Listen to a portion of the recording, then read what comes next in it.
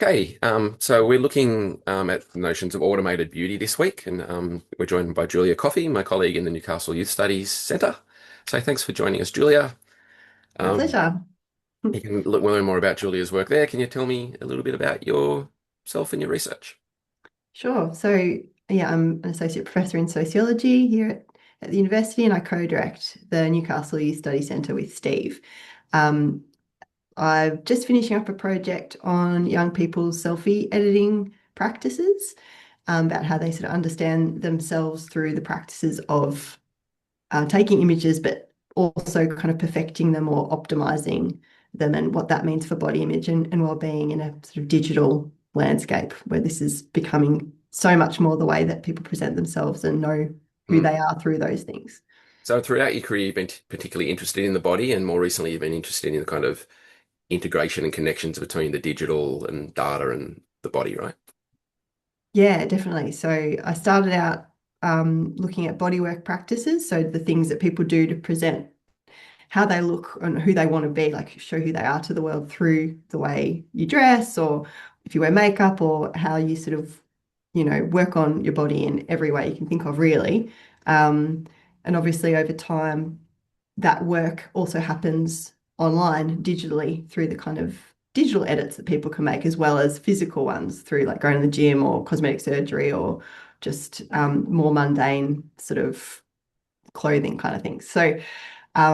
Yeah, I've always been interested in, I guess, how to think through like what the body means socially, because it's sort of the most personal thing we have. It's how we inhabit the world, it's how we experience it. But there's also so many social norms and cultural framings with associated with appearance, and with just, relating to others physically. It's a really interesting philosophical area, Yeah, and I think, as that the makes a digital lot. Yeah. digital world kind of comes into play, like that there's kind of the blurriness between the IRL and meat space and digital stuff all kind of comes more blurry in your work, doesn't it?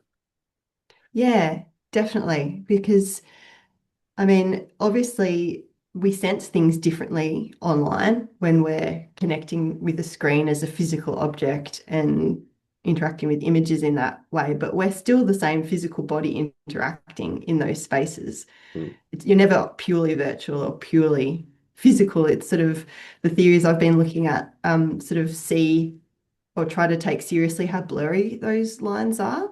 Mm. Um, they're never really separate, even though they're not completely collapsed either. And it's a really complicated thing to experience, actually. And we all experience this. It's easier to think of them as separate realms, but Yeah, in reality, they're not. Because if something, if you get a text message or you see something online, it can affect you for the rest of the day. It doesn't matter if you're still, you don't have to be in front of the screen for something to be affecting you. yeah, yeah, um, and vice versa. Like what you've experienced that day informs how you come to those online spaces. Like if you get bullied, say online, it's a very real physical experience. Um, yeah, my research about trying to, I guess, take seriously those blurry boundaries, particularly when it comes to image-based concerns or, body image, well-being types of things. yeah. And so you concentrated on the selfie, right, as a way kind of shining a light on this kind of stuff. And the selfie, you know, throughout the last 10 or 15 years has been seen as kind of this frivolous, kind of almost narcissistic thing that people do. But your work kind of challenges that and kind of complexifies that, right?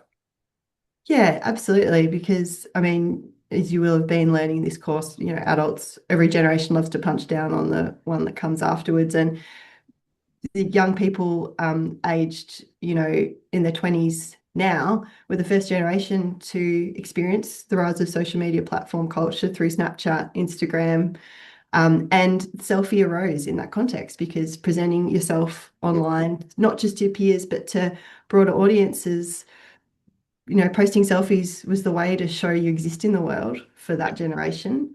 And it became seen as something synonymous with young people being idiots a yeah, lot of the time. yeah, And if young people didn't take selfies, they wouldn't have any body image concerns, or as if that would solve it. And there are a lot of psychological studies that do sort of directly say that selfie taking is a direct sort of emblem of young people's narcissism in the current generation. It's really quite wild. So Mm. And we your were work fundamentally interested. challenges that, right? So you kind of you Yeah, see how there is lots of kind of challenges and pressures, but young people develop forms of literacies and ways of kind of doing stuff in day-to-day life that kind of, are just normal. exactly. Selfies are just a normal way that young people communicate with each other. Mm. You don't have to use them, but you can, like in lots of different ways. People send, in the study I've been doing, send each other private selfies to communicate how they're feeling, like send each other pictures of them crying or just, being silly, just as a way of connecting and sort of using those visual mediums to be able to say more complicated things or be kind of more intimate as well than just hey, how you doing? You can just send a, stupid photo of your face. So it's also really tied in with appearance concerns, though posting them online and on your Instagram feed, for example, is something that's aligned with lots of cultural and social pressures about how to appear your best self that already existed before social media, but social media just gave it a platform to communicate those ideals in a broader way, and that's where the challenges can arise. Yeah. So tell me a little about the method you've developed, one of the methods you used in the project that we'll look at in this part. So one of the things in the study was to understand how young people actually take and edit selfies through their own personal practice, so through their smartphones. So in the workshops, we put young people in pairs so they would be able to show each other how they edited a selfie. They just show each other in pairs without having to show a group or show me, a researcher, what they do. They could just talk to another young person who had, a similar experience because you had to be taking and editing selfies to be in the workshop. So um, it was a really interesting method, and we designed it because we just wanted to know what young people are actually doing instead of researchers are particularly, psych study ones are really good at kind of assuming. Adults are really good. We assume, like assuming what young people are doing and why, and assuming that it's good or bad and that they just don't have enough knowledge Hmm. to, make better choices or whatever. But this was a really, I guess, close way of being able to take seriously what they do as a meaningful thing to understand. And it gave us incredible insight into how selfie editing fits alongside their just kind of mundane practices of their lives. So they would screen record as they edited. They would either take a selfie just like in the workshop under the bad lighting of the fluoro lights in a classroom, or some of them already had selfies they'd taken earlier that they had in a folder to show. So they'd toggle in and out of the different like 3 or 4 different apps often to edit them. Um, Oh, and we just kind of got a really insider Yeah. look behind the scenes, really. Like being inside someone's phone when we looked at the recordings afterwards, it's a really intimate experience. You only ever really see inside your own phone. So Yeah. it was amazing being given that access, and it gave us incredible insight. We don't sort of show the videos widely. That was really just to inform our own understanding and analysis so we could accurately kind of present their experiences to academic and broader audiences Hmm. without just kind of collapsing what they were doing Yeah. or Yeah. making assumptions, which is usually what we have to do, or without relying on them just sort of having to tell us a story about what they do. It meant that they were sort of telling things in quite different ways, like sort of editing out loud is what we called it, Yeah. really, because they're Yeah. just kind of, you can hear someone's like inner narration and inner um, like monologue often, Yeah. then they really wouldn't realize, they would often talk about this after the workshop, that they didn't realize they were thinking like that thing about themselves. Like there's a quote we've got like, oh, I'm just going to edit my eyes off because I've got like these ugly eyes, ugly brown eyes. And then she's like, why am I saying I've got ugly eyes? Like Yeah. it was sort of this sort of strange reflection that happened through the process of editing out loud sometimes. Like, what the fuck? Why am I saying that? Yeah. Yeah. And they kind of felt differently about editing sometimes through Yeah. that. So it was really, yeah, it was really interesting method So, for us. so we've got an example of it here. I'll just start the video. We won't watch the whole thing, but like this is an example of someone doing some editing, right? Yeah. Yeah. So this participant was showing us, I mean, I chose this one because it shows you quite how, you play it again, how dramatic the changes are that this young person is making to their face shape, really. So This participant was really matter of fact about editing as being just a straightforwardly obvious thing that people should do because you look better, and then like that will mean that you are treated better. Yep. Yep. Um, and Yep. she was proud of the expertise she had in being able to edit in this way. She has a huge amount of followers.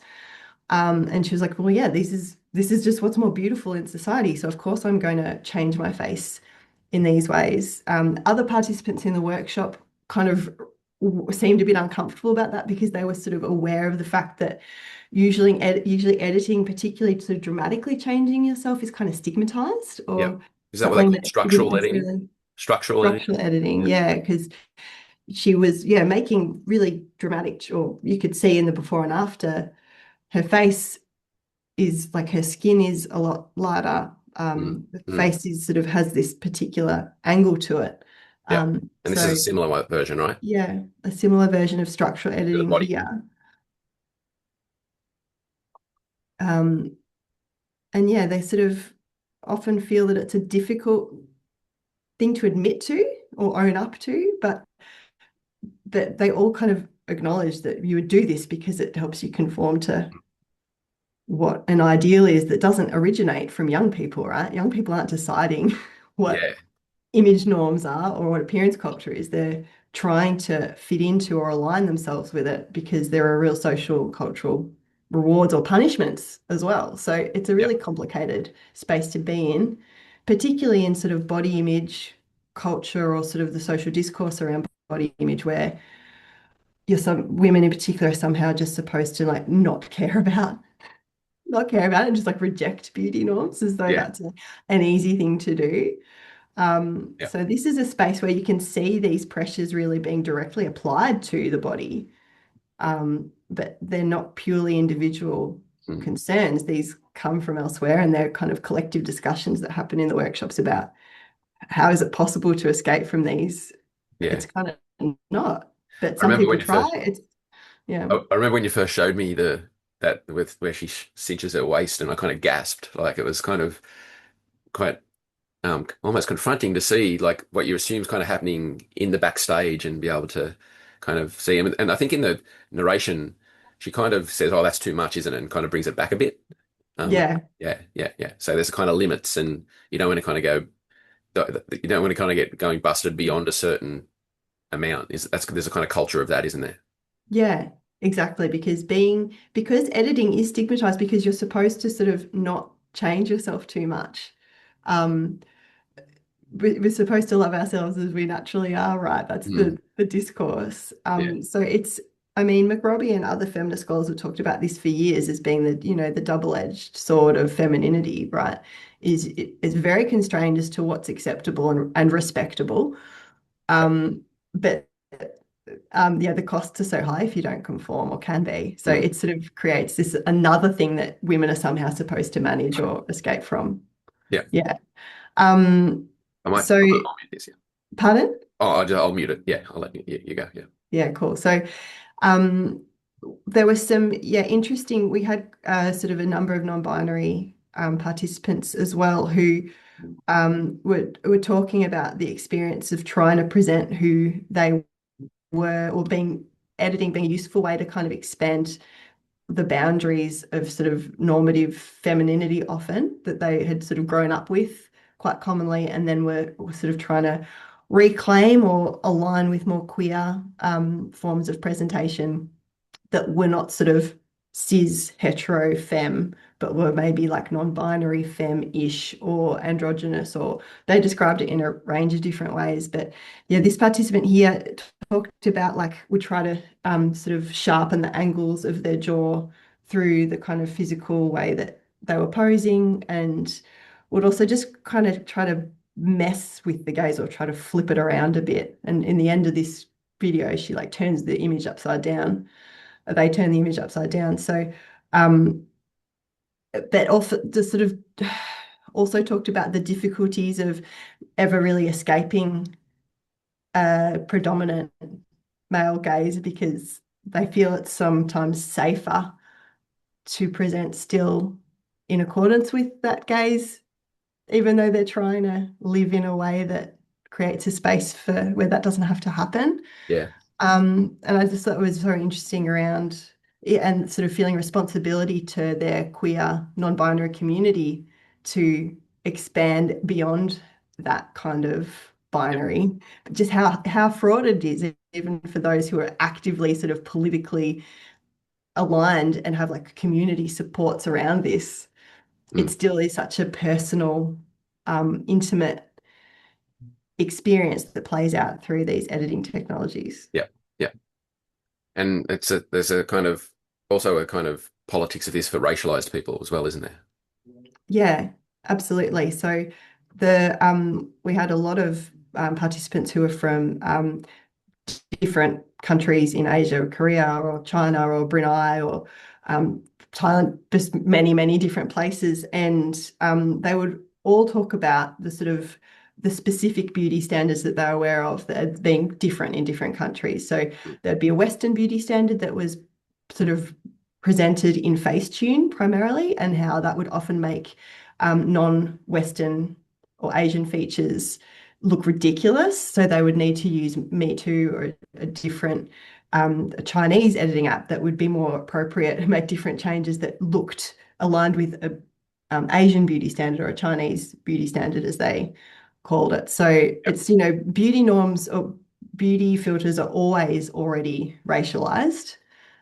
Every beauty norm is racialized already anyway, and that doesn't mean non-white. It just means there are a range of different ones to different places. So they're not static. They Yep. are culturally specific and can change as well. But um, this example to me talks about the kind of contradictions or difficulties with liking how you appear in these apps and it Mm. feeling good to see yourself look kind of perfected, but it feels bad at the same time. They're like, it feels good, it does, it feels bad. I know, like Yep. there's just so much sort of I don't know, alignment and agreement. There always was between participants in the workshop. They really did sort of feel like they were all sharing a really complicated Yeah.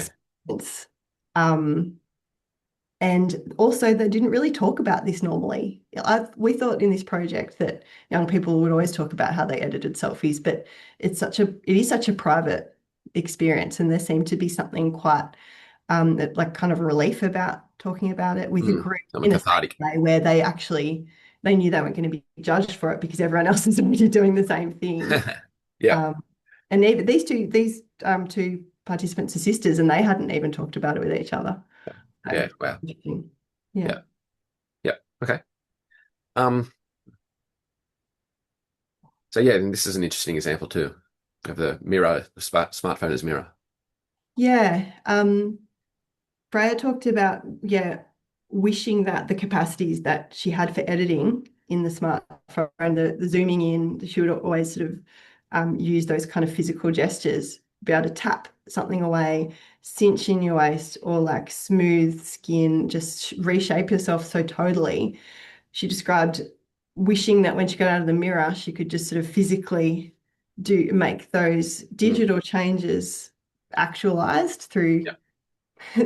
through the mirror. So I thought there was something so interesting about that interactivity of the mirror as being this flat, non-interactive um, sort of visual representation. But this was really sort of interesting for us in the theory of this project to try to think through what it means to have the ability to sort of change how you see yourself actually, that Mm. it's not physical yet it's still real. So Mm. this Freya described as being like she described as being jarring or dissonant. She used that word. She's like, it feels really dissonant to be in this physical body when I've just made it exactly how I want it to look, but it's not me. And Yeah. they were like, this feels like a difficult experience Yeah. to navigate. Like, what do I do with this? Yeah. And often participants would go and have some kind of surgical procedure Mm. if they were feeling this way. Freya had fillers and other kinds of injectable kind of procedures in the past, but then sort of just had to stop everything because it became too expensive. So Yeah. these things do have physical, I guess, realities attached to them that can be pretty all-consuming in a similar way that, difficult body image concerns can also have. Yeah. Yeah. Okay. So we've talked to, can you kind of start to sum up here in terms of what this all means? Yeah, so I guess in the literature, the way that people interact with themselves, particularly in screens or in visual media culture, the sort of promise of a perfect or optimized self is always sort of a promise or something that is um, rewarded to be worked towards in contemporary sort of capitalist societies. Working on yourself, working on the body, and showing a perfected self is a way of showing you're a good kind of ideal citizen. Um, has all these kinds of power really attached to it. Mm. So therefore, transformation or working towards that is seen as being like a positive thing for society. But this is, yeah, the project's really about trying to show how complicated this whole process is. It's definitely not straightforwardly good. It's a really difficult thing for young people to navigate, and they kind of must navigate it because if you're not online, you don't exist. That's what many participants said, and many did. Like Freya would spend long times completely off social media, but that would mean you miss out on like knowing what's going on, not just in the Yeah. world, but with your friends. So it's a huge ask for people to just not be on social media, and Mm. social media ban's a whole other thing. But yeah, it's about really trying to take seriously young people's experiences and look at the conditions that they're, editing their images within, Yeah. which is a social media visual culture and, highly structured and narrow set of gendered heterosexual visual norms that absolutely dominate our Yeah. visual culture. And still exist even if you're non-binary and trying to navigate it in more creative ways. It's Yeah. pretty unrealistic for young people to just sort of somehow be outside of that. It just, Mm. yeah, about trying to help Yeah. those So, conversations be available to young people as well, because yeah. it can be powerful to know that this is something that everyone's struggling with Yeah. in one way or another, particularly for feminine people. Yeah. And so you, yeah, and the workshops I think really showed that a lot in terms of the way that people seem to almost get kind of cathartic solidarity kind of experiences out of it, right? Yeah, So you made it, exactly. got a documentary made about this. So we won't talk about this here. There's a link to it there, but it's in the course materials as well, and that's part of the assessment if you choose it to be as well. So please check that out. And just to finalise, what's going to happen next in this area? What's coming in these technologies? Visual AI and automation of filters is coming. So automated, I think Kia will talk about that later, but the, when humans are no longer in control of what visual norms are communicated through filters and the automated adjustments that are made to your face, often without us even knowing it, that will become a different Yep. set of concerns, Yeah. because all the experiences we just talked about were about direct editing, where people were sort of making very deliberate changes to their bodies aligned with how they wanted to appear. But what happens when a machine does that? Yeah. Yeah. Excellent. Okay. Thanks, Julie. We'll leave it there. Thanks.